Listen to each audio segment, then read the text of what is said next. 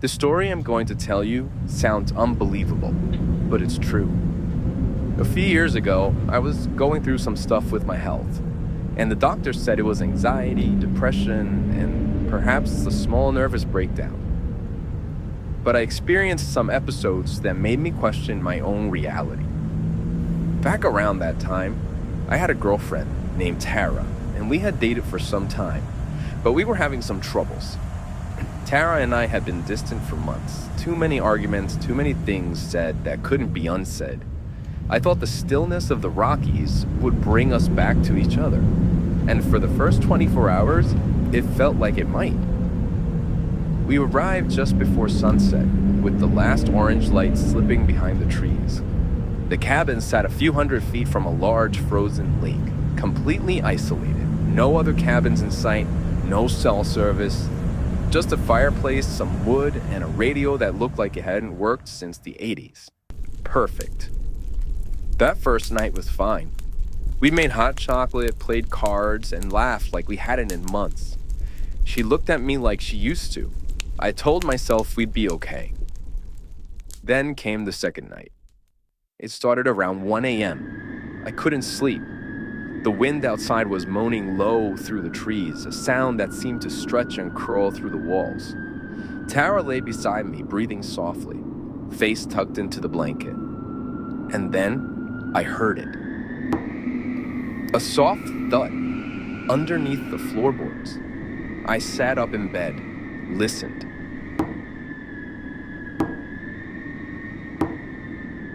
Three deliberate, steady thuds, as if someone was beneath us, as if someone was knocking from under the house.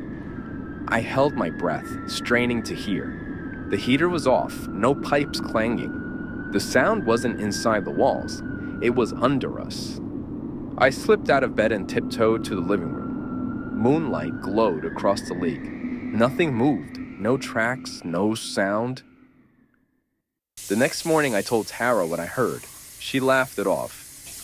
Probably a branch hitting the floorboards, or a squirrel. But she looked pale, tense. Later that morning, Tara went for a walk alone. I stayed behind, chopping wood. When she returned, she didn't say a word, just went straight inside. I followed, wiping snow from my gloves. Tara? She stood by the back window, staring out at the lake. She looked wrong. Still, like she was listening to something I couldn't hear. I walked up beside her. What is it? She pointed. There, on the surface of the frozen lake, was a single bare footprint. Human, no shoe, just toes and heel, pressed perfectly into the snow-crusted ice. It was facing the cabin. I swallowed hard. You saw anyone out there? She shook her head slowly. No, but I felt something watching me. I thought it was an animal, but Marty, it was like it was under the ice. That night, the knocking came back louder.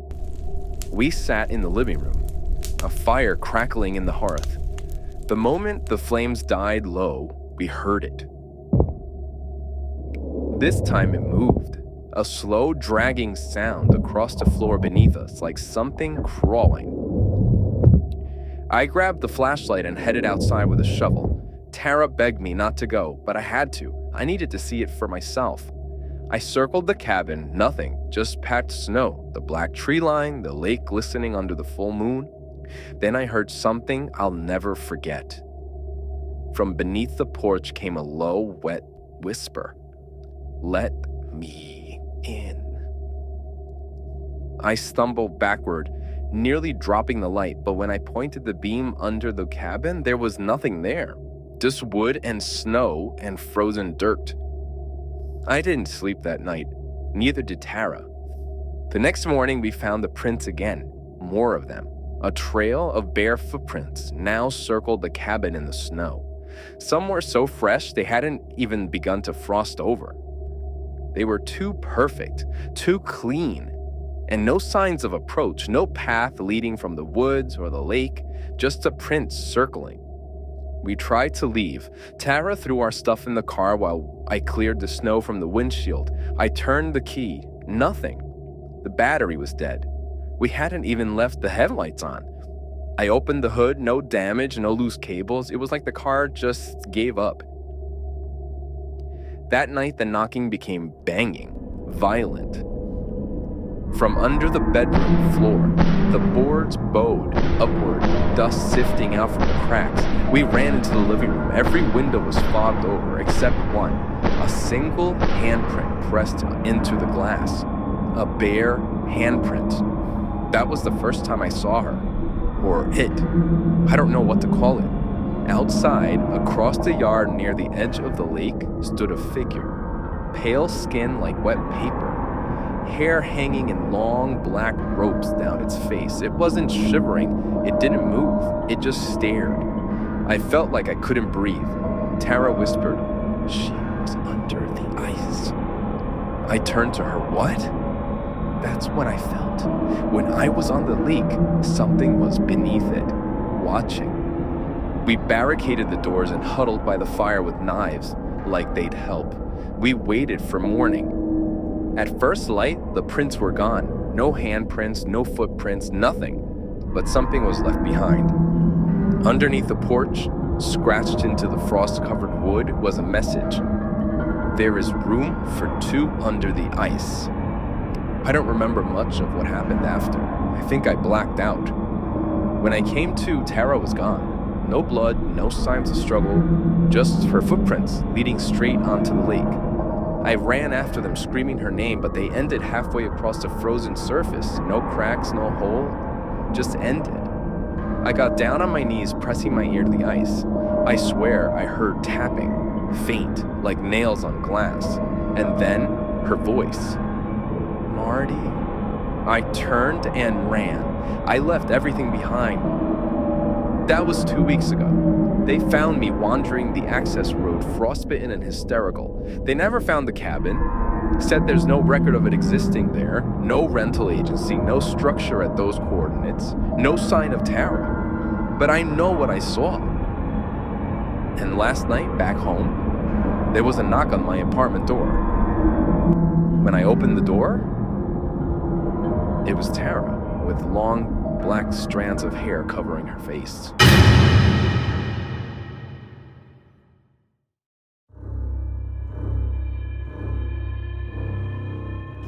I never thought of the lake house as a place that could be frightening. If anything, it was the opposite.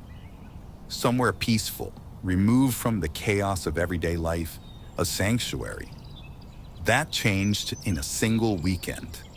I haven't been back in almost 2 years, and I don't think I ever will.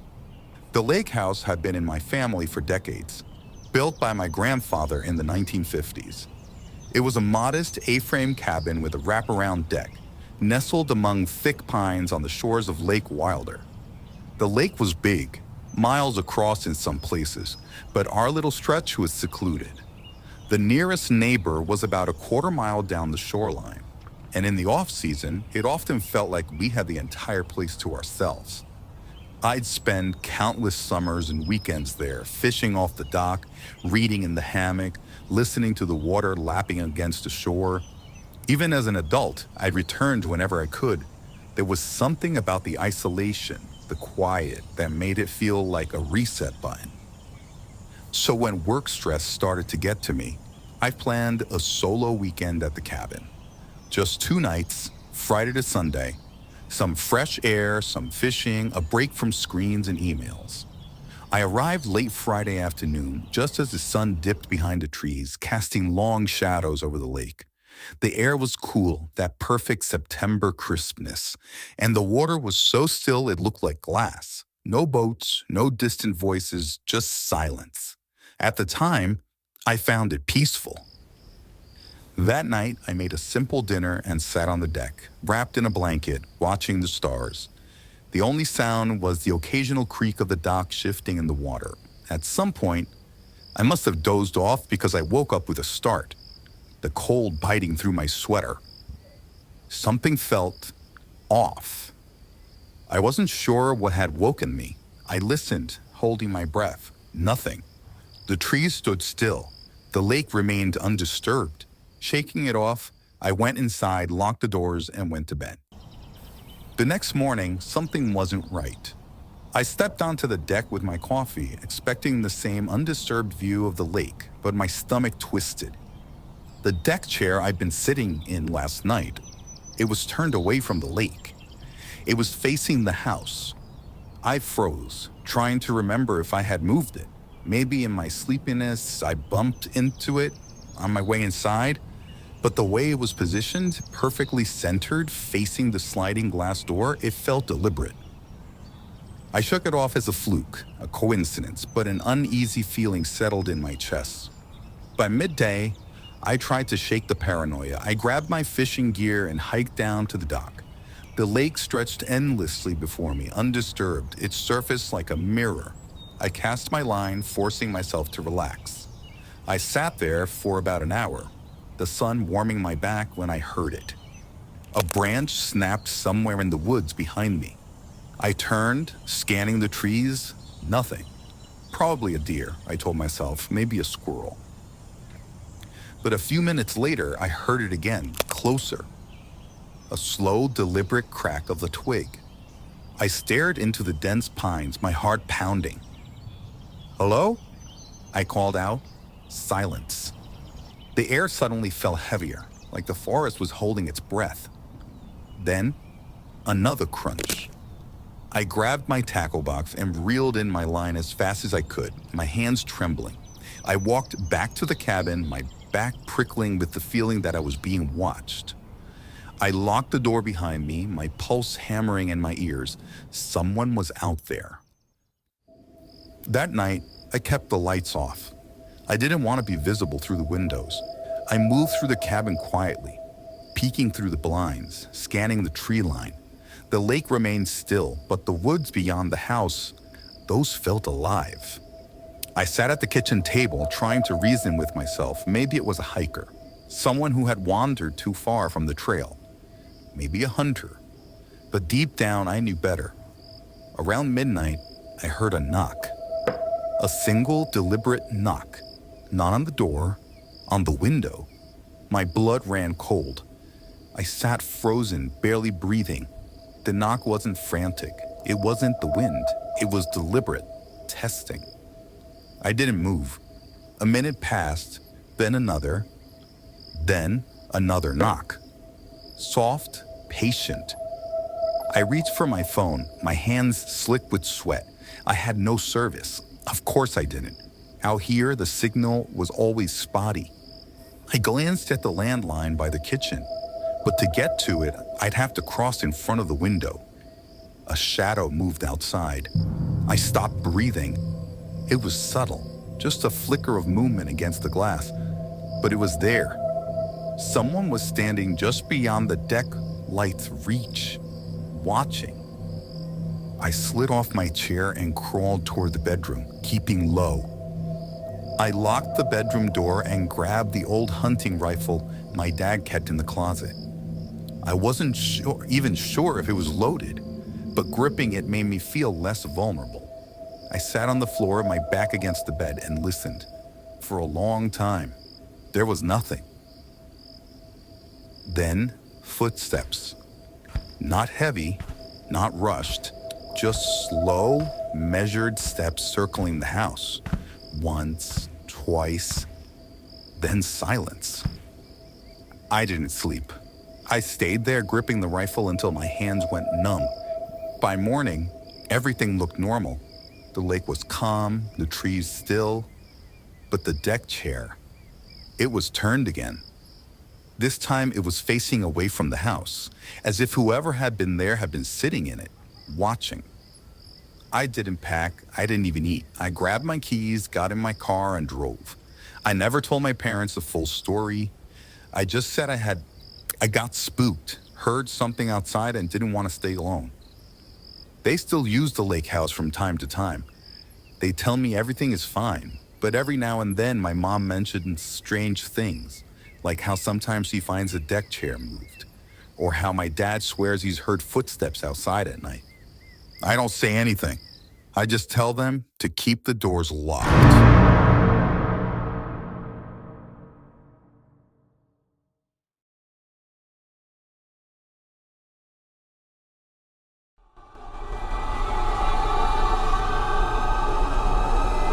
The story I'm about to tell you happened many years ago, but I have never been able to forget it. It left a disturbing scar on our family that we will never be able to erase. November 25th, 1976. We needed this. At least, that's what I kept telling myself as we drove the winding mountain road toward the old lake house cabin we'd rented for the week. Mark had been working late hours. The kids needed a little time off from home before school started after the Thanksgiving break. And I wanted us to reconnect, to breathe. No neighbors, no city noise, just us, the trees, and Pine Hollow Lake. When we pulled up to the cabin, I felt a brief wave of peace. It was charming in that rustic way, weathered wood, a wraparound porch, rocking chairs facing the lake, and a long dock stretching into the still water. The air was thick with the scent of pine and damp soil, and the lake reflected the afternoon sun like glass. The first day passed easily enough. We unpacked, explored the trails behind the cabin, and grilled burgers as the sun set in a haze of amber and violet. That night, we built a fire in the old stone hearth and played board games. Emily fell asleep in her sleeping bag near the fireplace. Jake was barely hanging on, his head on my shoulder. Then Emily sat up straight, blinking groggily. "There's someone outside, I think," she said. I glanced at Mark. He was already up, walking toward the window. "Probably a deer," he muttered, brushing aside the curtain. Mark's eyes squinted as he looked out the window. "What is it?" I asked. He hesitated. "Nah, nothing. I thought I saw a person just standing on the tree line. My imagination." That night, I didn't sleep well. I kept imagining someone just beyond the trees watching the cabin. I told myself it was nothing, just a shadow on the product of Emily's half-asleep imagination. But in my gut, something felt off. The next morning, we tried to shake it off. Mark took Jake down to the dock for some early fishing, and I stayed behind with Emily. We made pancakes and then joined them. The sun was out and everything seemed normal again, beautiful. Still, I caught myself scanning the trees more than once. Later that afternoon, we went on a hike through one of the longer trails looping through the forest. It was a good hour before we turned back, the kids laughing and tossing pine cones at each other. As we approached the cabin again, I felt my chest tighten. Something was wrong. The porch door was slightly open. Mark moved ahead of us, rushing up the steps. "Someone's been here," he said quietly. There were footprints, bare ones, oddly large, damp, tracked across the wooden porch. We hadn't left the cabin unlocked. I was sure of that. "Do you think it was an animal?" Jake asked, voice barely above a whisper. "No, animals don't open doors," I replied before I could stop myself. That evening, the air grew heavy with a sticky fog that rolled off the lake. It made the trees look strange, warped and distant. We stayed inside with the windows closed, the fireplace crackling. I kept glancing at the window above the sink as I washed dishes. I don't know what I expected to see, but I couldn't shake the feeling that someone, something was out there. And then, around midnight, Mark nudged me awake. He didn't speak, just pointed toward the window. There, at the edge of the clearing where the trees began, stood two figures, unmoving, watching. They were dressed in mismatched clothes, tattered hospital gowns, maybe. One of them was swaying gently side to side. The other stood perfectly still. I couldn't see their faces, but I felt their eyes. Mark called out, "Hey, can we help you? Are you lost?" The figures didn't respond. He moved toward the door, but by the time he opened it and stepped out onto the porch, they were gone. No footsteps, no rustling branches, just fog. By the third day, the sightings became frequent. A woman with tangled hair appeared at the dock while the kids were fishing. She didn't move, just stood there, watching them silently until Mark noticed her and shouted. She ran into the woods fast and silent. Another time, after a walk around the lake, we returned to find the rocking chair on the porch gently swaying. Something had been sitting there. Something that had left long, muddy handprints on the rail. Mark tried to call the rental office the next morning. The phone had no dial tone. We debated leaving, but when Mark tried to start up the car, it wouldn't start. The battery was dead, and it didn't make sense. We hadn't left any lights on. Something was wrong. That night, we barricaded the front door and closed all the curtains. The kids were terrified, and so was I, though I tried not to show it. We made them sleep in our room, and we took turns staying up, listening. During my watch, I heard footsteps on the porch. Slow, deliberate. I didn't look. I didn't want to know. The next morning, Mark went exploring, determined to find help. He returned around noon, pale and shaken. "There's an old facility on the other side of the lake," he said. "Behind the ridge. It was a mental hospital." "Was?" I asked, heart pounding. "They say it closed years ago, but there's a local rumor. Something about how they still let the patients roam the surrounding grounds like some kind of therapy." I stared at him, horrified. "You're telling me that these people, these things, are patients?" "I think so. Maybe they're not dangerous. Maybe they're just confused." "Then why don't they speak? Why do they run?" Mark didn't answer. That evening, we took the kids down to the lake, determined just to try and stay sane. The fog was thicker than ever, and I couldn't stop glancing at the trees. The kids tried to laugh, to pretend it was okay, but their smiles were tight. When we finally walked back to the cabin, the sun dipping low, I stopped in my tracks. 5 figures stood in the clearing around the cabin, facing it silently. Men, women. One was crouched, one sat cross-legged on the ground, swaying. All of them watching. None of them moved as we approached. Mark told us to stay calm, to move slowly. We walked toward the cabin, hearts pounding, and as we drew closer, the figures turned and slipped into the trees, vanishing like smoke. Inside, we locked every door and window, barricading them with furniture again. The night felt endless. At one point, I heard tapping on the glass, soft and rhythmic. When I looked, there was a face pressed against the window, smiling, then gone. Morning light never felt so fragile. By the 6th day, we were unraveling. The air was thick with dread. No one wanted to speak aloud of what we were all thinking, that we might not make it out. That night, while Mark and I argued about how to get out of here, Jake screamed from the other room. We ran in to find him pointing at the window. Outside, the figures had returned, surrounding the cabin, watching, some pressed against the glass. One of them, a woman with wild white hair, was dragging her nails down the pane, slow and steady. Mark grabbed the fire poker. I took the kids and locked them in the bathroom. I could hear the boards on the porch creaking, then scraping, the sound of something being dragged along the wood, then silence. They never broke the windows. They never forced the door. They just waited. It was morning when the ranger found us. Apparently, someone from the town had grown concerned when our car sat at the base of the mountain all week, unmoved. We were safe, physically, but something in us had shifted. As we drove away, I looked back at the cabin.